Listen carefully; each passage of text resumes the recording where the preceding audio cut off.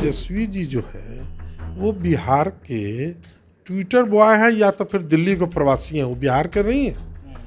वो बिहार में पिकनिक मनाने कुछ दिन के लिए आते हैं, फिर चले आते हैं दिल्ली। नेता प्रतिपक्ष का जरूर पद है उनके पास, परंतु न नेता है न प्रतिपक्ष है, न उनको जनता से कोई मतलब। 2025 तक तो नहीं है कोई वैकेंसी है। 2025 के बाद बीजेपी अपना तय करना होगा तो तय करेगी, तो अभी 25 तक कोई वैकेंसी नहीं है। नमस्कार, द इंडिया टॉप देख रहे हैं आप और आपके साथ मैं हूं देवाशीष कुमार। इस वक्त हमारे साथ जेडीयू के सांसद सुनील कुमार पिंटू हैं। असर चिराग पासवान कह रहे हैं कि वो बेघर हो गए हैं, उनको पूरी तरह से मतलब बेघर कर दिया गया है एक सांसद होने के नाते। पप्पू यादव उनसे मुलाकात कर रहे हैं, तेजस्वी यादव उनसे मुलाकात कर रहे हैं, कह रहे हैं कि यही लोग सबसे बढ़िया हैं और नीतीश कुमार पर हमलावर हैं कि सब कुछ उन्हीं के कहने और करने से ये सब किया गया। आज मैं बेघर हो गया हूँ। देखिए, चिराग पासवान जी दूसरी टर्म के सांसद हैं। उनको बतलाइए कि यहाँ सांसदों को जो घर मिलता है वो टाइप 4, टाइप 5, 6, 7, 8 तक मिलता है। वो लोकसभा के अध्यक्ष के द्वारा जो इसके कमेटी के आवास कमेटी के चेयरमैन बनाए जाते हैं, वो सभी माननीय सदस्यों को उनके टर्म के हिसाब से उनके राज्यों में किस पद पर रह चुके हैं उन्हें बंगला आवंटित होता है। माननीय स्वर्गीय रामविलास पासवान जी को जो बंगला अलॉट था वो उनके इतने लंबे कार्यकाल का और इतने बार कैबिनेट मंत्री रहने के कारण अलॉट था।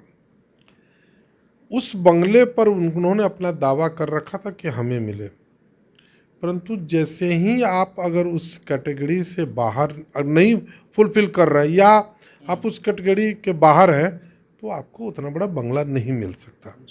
इसमें माननीय मुख्यमंत्री जी का यहाँ कुछ बिहार के विधानसभा या बिहार के मंत्रिमंडल से कोई बंगला अलॉट नहीं होता है। जो अलॉट होता है वो लोकसभा के अध्यक्ष इसको अलॉट करते हैं। और चिराग पासवान जी को भी बंगला अपना जो उनका 2 टर्म का उस हिसाब से उनको अलॉट है। इसमें कहीं किसी प्रकार का उनके साथ भेदभाव नहीं बरता गया। अभी आप देखेंगे कि खुद यहाँ पर जो मंत्रिमंडल से जिन लोगों ने मंत्रिमंडल से केंद्रीय मंत्रिमंडल से अब वो नहीं है, उनके बंगले को खाली कराकर दूसरे मंत्री जो बने हैं उनको दिया जा रहा है।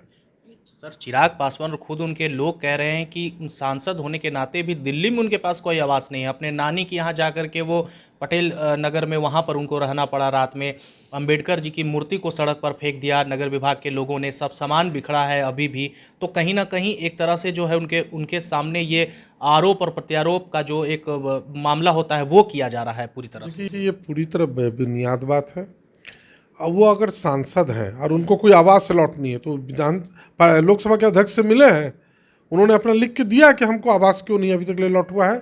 उनको आवास अलॉट होता, वो तो रह रहे थे उस बंगले में ये समझ के कि यही हमारा आवास हो गया है।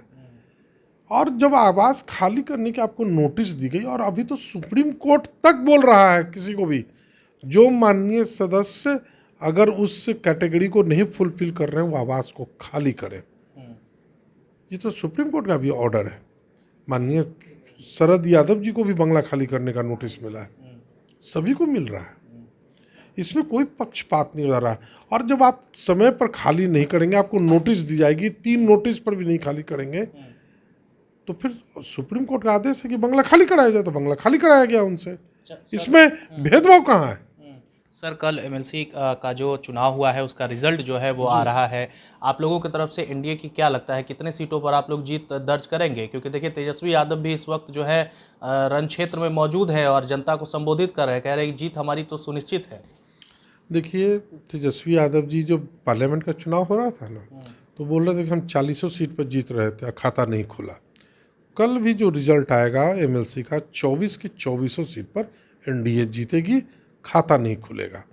तो ना जब तक खाता नहीं खुलता है तब तक वो कहते हैं सब सीट हमारा है। और तेजस्वी जी जो है वो बिहार के ट्विटर बॉय हैं या तो फिर दिल्ली के प्रवासी हैं। वो बिहार के नहीं हैं। वो बिहार में पिकनिक मनाने कुछ दिन के लिए आते हैं, फिर चले आते हैं दिल्ली। वो बिहार में रहते ही नहीं हैं। नेता प्रतिपक्ष का जरूर पद है उनके पास, परंतु न नेता है न प्रतिपक्ष है, न उनको जनता से कोई मतलब है। सर, एक अंतिम सवाल एक बार फिर से, नीतीश कुमार को केंद्र में जाने की चर्चाएं जो है वो तेज हो गई है। खुद कई आप लोगों के संगठन के मंत्री हैं, नेता हैं, वो लोग भी कह रहे हैं।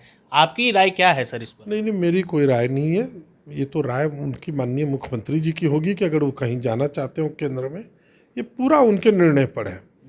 और माननीय मुख्यमंत्री जी ने तो स्पष्ट कह दिया कि हमारा ऐसा कोई विचार नहीं है।